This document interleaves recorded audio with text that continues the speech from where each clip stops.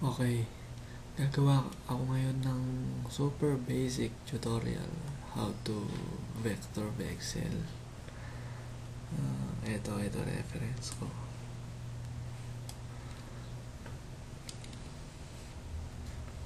Okay, drag and drop to open reference. Control Alt I for image size, or pwede dito. Saan yun? Ayan, image size. Okay na, 300, 2000. Okay. Double click para mawala yung lock.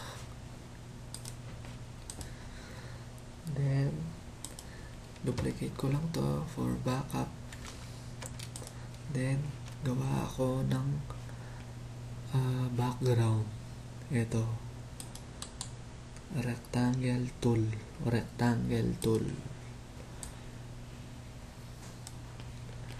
So, white background. Ayan. Re-rename ko lang ng BG. Then, i-group ko. Control G. Then, rename. BG. So, ayun. May, na ako. Background. Halimbawa, nag-umpisa pa lang kayo, gusto nyo may guide, or halimbawa, nagpo-posterize kayo. Posterize. Ito yung nalaman ko din, na gusto ko din i-share, na ginawa ko naman dati to. So, ayun. Duplicate ko to, yung itong reference na to. Control J. Then, pipindutin ko yung isa. Image, adjustment. Una pala, filter, blur, smart blur. Yan, standard. Okay ko lang yan. Yun. Then, duplicate ko yung ito original to eh. Then, duplicate ko itong naka-smart blur na to. Then, hide ko muna. Then, image, naka smart blur, adjustment, posterize. 10, I think, 10 kasi yung mga ginagawa ko, 10. Halos lahat, 10 levels. Tapos, itong hinide ko na to, unhide ko, then, change ko yung blending option to color. Pagkakaiba niyan, kung aalisin ko to, iba-iba yung kulay, diba? Ang lang nun, ang purpose lang nun is para pantay-pantay yung skin, para hindi ka malito pag titrace mo na. Ganun. So, ayun, i-merge ko lang yun. Then, may original ka, may posterized image ka. So, ayun, game. Una, titrace ko yung face.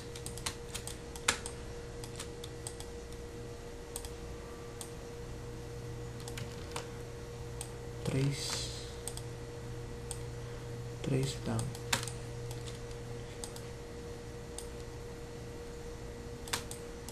So, yun. Re-rename ko to, face. Then, change ng color. Siguro.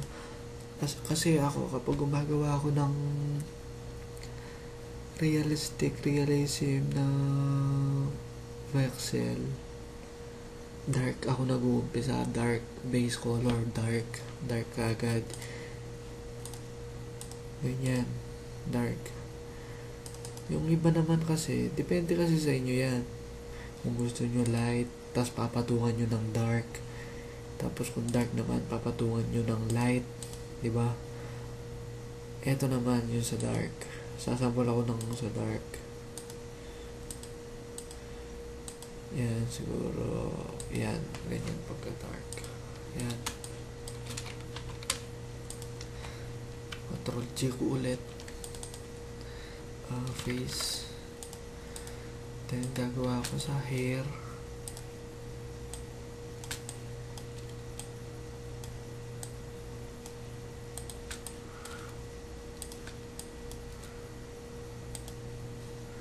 Then, ito, para isang layer lang. Add shape layer. Then, hindi ko na masyadong pakadetali sample lang naman. Re-rename ko hair group hair, then change ko ng color, siguro yan, dark kasi yung mga ano ko yung mga base color ko sa hair dark din. So ayan, tapos yung sa neck,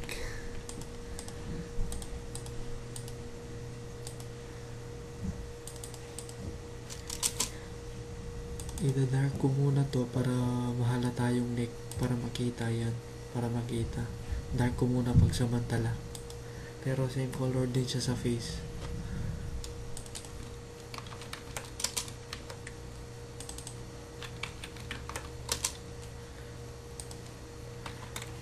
So, una kong gagawin, halimbawa, ito yung base ko. Ito yung color ng base ko. Ayan, ito yan. Ang gagawin ko, yung pag-shade ko, ilalight ko lang to. Gaganon ko lang, tataas ko lang na ganon. Tataas ko lang. So, okay. Gets, gaganunin ko lang, taas. Yun. Kung anong gusto kong output na kulay, yun ang pipiliin ko, yun. Bali, yun yung output ko na kulay, yan. Okay? Then, trace mo, dark to light. Ito yung dark to light. Dark yung base ko. Yung pag-shadow ko, light. So, titrace ko, yung magkakakulay. Kung tinatanong nyo naman, kung anong uunahin nyo dito, kahit ano naman dito pwede. Kahit mag-umpisa ka doon, mag-umpisa ka dito sa pinaka-light. Depende sa inyo yun kung anong gusto nyo. Nasa sa inyo lang naman yun. So, ang una kong iti-trace, siguro yung mask light. Ito. So, trace mo lang. Kung magti-trace ka, naka-posterize, huwag yung sundan mo lahat ng ganyan, kada curve, wag o ganun. Parang nag-posterize ka na rin nakagawa kapag natapos yun. Parang posterize yung gawa mo kung ginawa mo yun.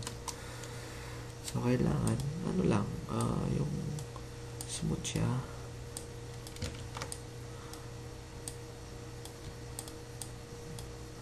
Yan. Change ko, yun yung ginawa kong kulay kanina. Then, add shape layer. Ito.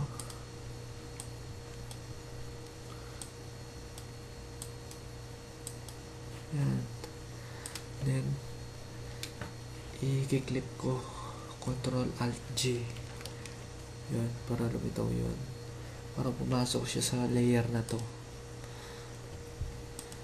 Ang opacity nito is 4. 4 kasi ako mag-opacity. Depende na rin sa inyo yung kung anong gusto nyong opacity, kung ilang percent. Ako, kapag realistic, 0.4 talaga, 4 lang. So, yun, hindi mo mahahalata.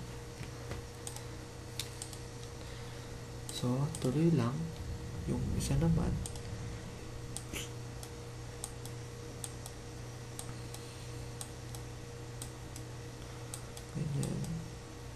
ganyan lang. So, ayun. Add shape layer, yung kakulay nun.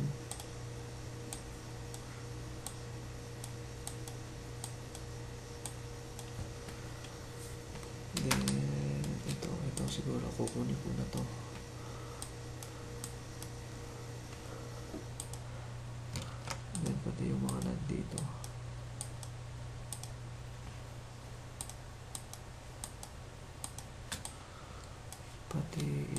nakalimutan ko to kanina.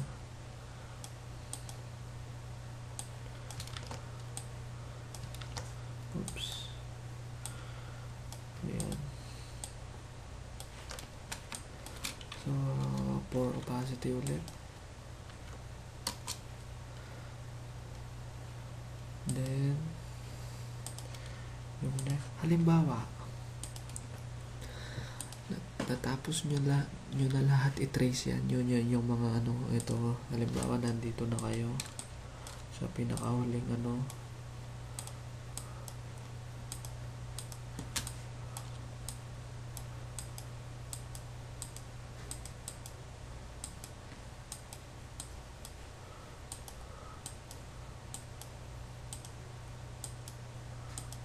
bara-bara na lang ha, basta inaano ko lang kayo kung ano lang dapat yung gawin, kung paano mag-start, para lang alam mo yung gagawin nyo sa mga baguhan. Halimbawa yan, natapos na kayo lahat. Ang gawin nyo nun, tuloy nyo lang, hindi yung porket natapos nyo na lahat to, tapos na din. Hindi. Guide nyo yan. Bali, yan na yung guide, magsisilbing guide nyo. Yan yung magsisilbing guide nyo na pwede nyong patungan dito. Bali, magdedepende na lang kayo sa reference nyo. Gets nyo? So, ayan. Ganyan lang.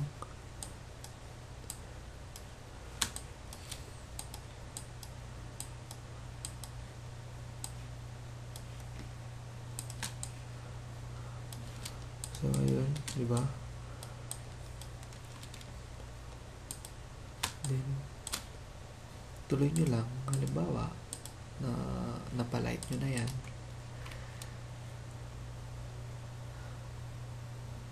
Napalight nyo na. Tapos, doon na kayo magpatong ng dark. Kunin nyo ulit yung color na itong base na to. Then, i-dark nyo lang. Kung depende sa pagka-dark ng reference nyo. Then, halimbawa, ito. I-trace nyo yung dark part niya. Importante kasi yung dark.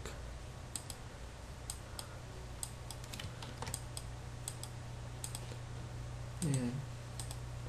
Diba? Tapos, tuloy-tuloy nyo lang. Hanggat makuha nyo. Ganun lang.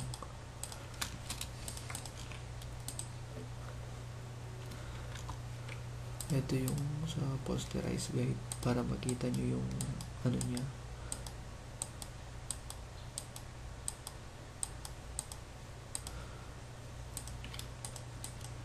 Ganyan. So, halimbawa, wait, open ko lang yung isa para ano.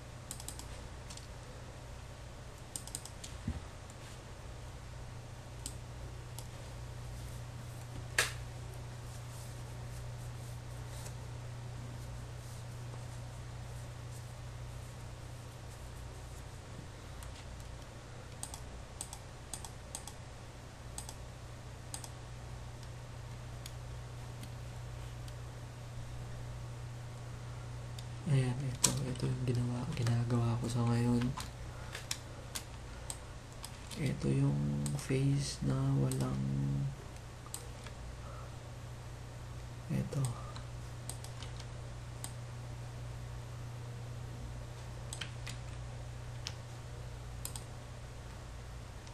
Ayan. Ayan yung mga na-trace ko lahat. Na-posterize. Na-trace ko na lahat yan. Ayan. Oh, diba? After nun, ituloy nyo lang. Ang ginagawa ko kasi after nun, yung kulay ko is white na. Ito. Mga white na yan. Para mag-light yung mukha. Ito yung mga ano niya, oh. Yung mga, ayun. Tinuloy ko lang. Reference. As reference. Nag-base na ako sa mukha. Ay, sa reference ko. Ayan, ayan, ayan. Diba? Ayan yung output. Yung mukha niya. Ayan. Hindi pa tapos. Tapos, ito yung importante sa dark shadow.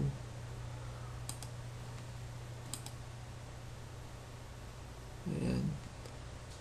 Dark. Nalagay ko yung hair. Ayan. Yung lips, eyes.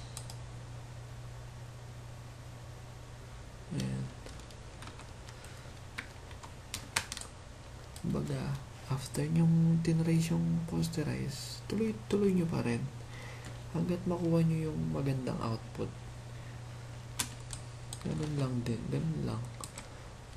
Halimbawa naman sa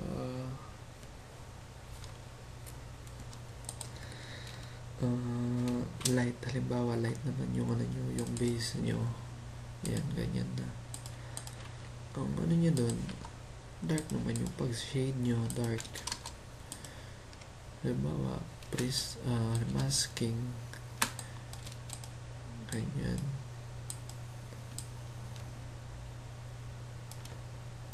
Yan.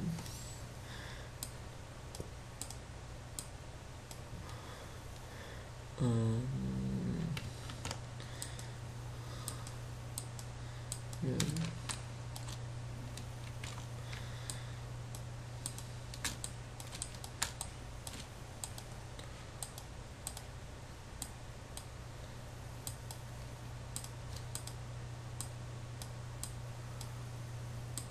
Yan.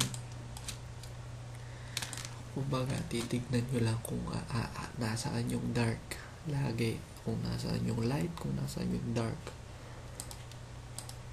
Yun yung dark. Opacity ko is siguro 40. Then, i-mask ko. Ito yung mask tool. Nasa baba ng layer, katabi ng FX, yung add layer style. Ito, add layer mask. Ayun, yung puti, ito. Then, tool, siselect ko yung brush tool. Brush tool, ito. Yung flow ko, 75, para hindi solid na mabubura talaga. Then, black yung for background. Then, lalagyan ko to. Mask mo. Yan.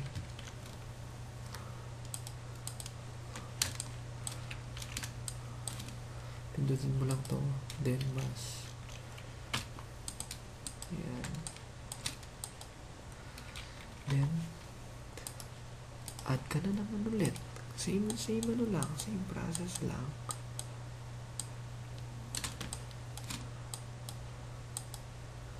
Basta kung ayusin mo lang yung pagtitrace mo.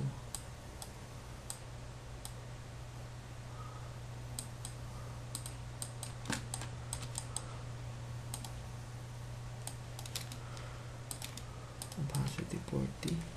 Tansyahan mo lang kahit ano naman. Kabahala dun kung anong opacity. Lalo na kapag masking. Buburahin mo din naman kasi. Mga ganyan bagay. Tapos halimbawa light,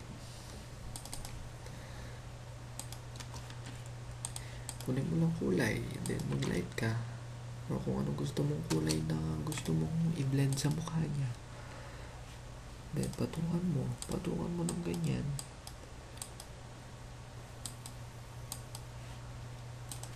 Opacity 50. Ayan, then i-mask mo.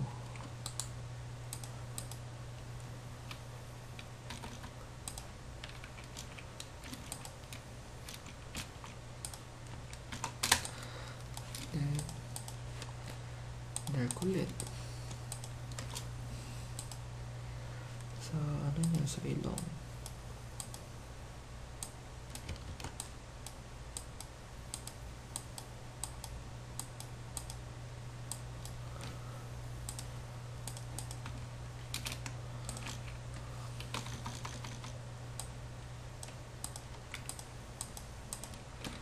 Then ka ulit.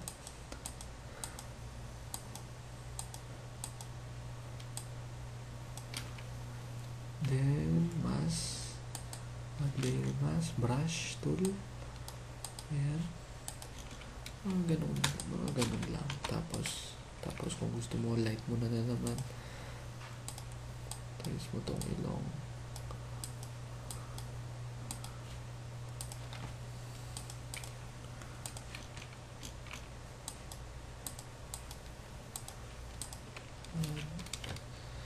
Ganun lang.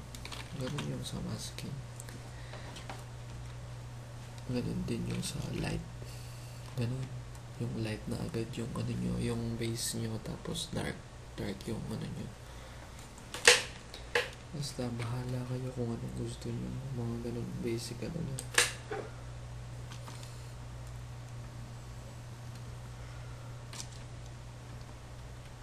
Then sa hair naman, o kapag realism sa hair, kunin ko lang color nito. Then brush, select new layer muna ako. Brush, hardness 100. Ito, itong pangatlo na to. Then 04 px, tapos 100 flow. Then paths, delay pressure. Yan, halimbawa itong mga to, yung mga ganyan strands, lalagyan ko. Yan, ganyan.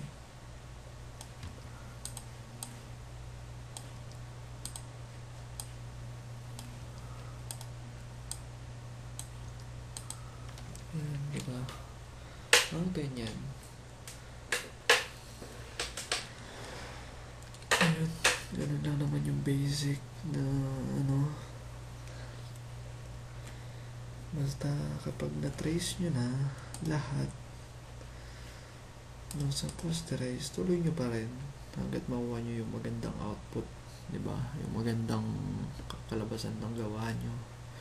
Huwag nyong tigilan. Tapos niyan, tatanong nyo kung paano mag-shade ng eyes. Same lang din. Kung paano yung ginawa nyo sa mukha, same lang din.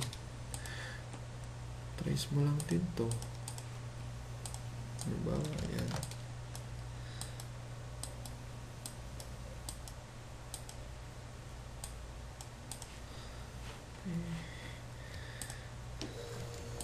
Wait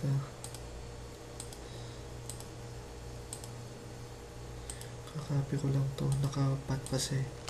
Control Z. Ayan, shape. Ayan.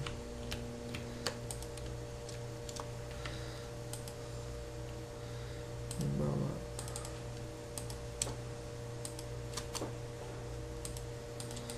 yun lang din yung gagawin nyo. Kunin nyo din to. Yung una, kunin nyo muna to. Yung pinaka line ng ano, yung lips. Yan. Yung Control Alt G para pumasok to.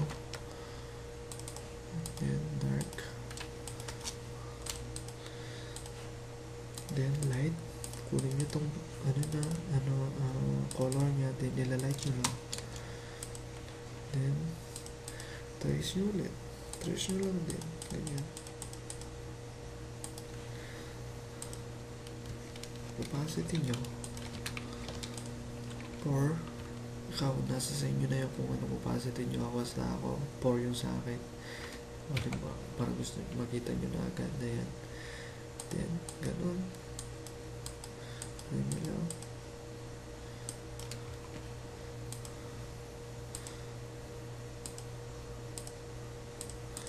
Then, kunin nyo to yung mga details, yung mga maliliit na.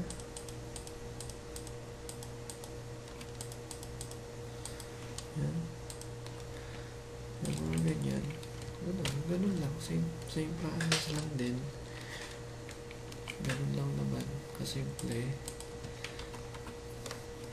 And halimbawa na trace nyo na naman lahat yung nakaposterize, tuloy nyo ulit hanggat makuha nyo yung magandang output, finished product. And trace nyo mas maliit, change mo sa color white, then overlay mo, taasan mo yung opacity,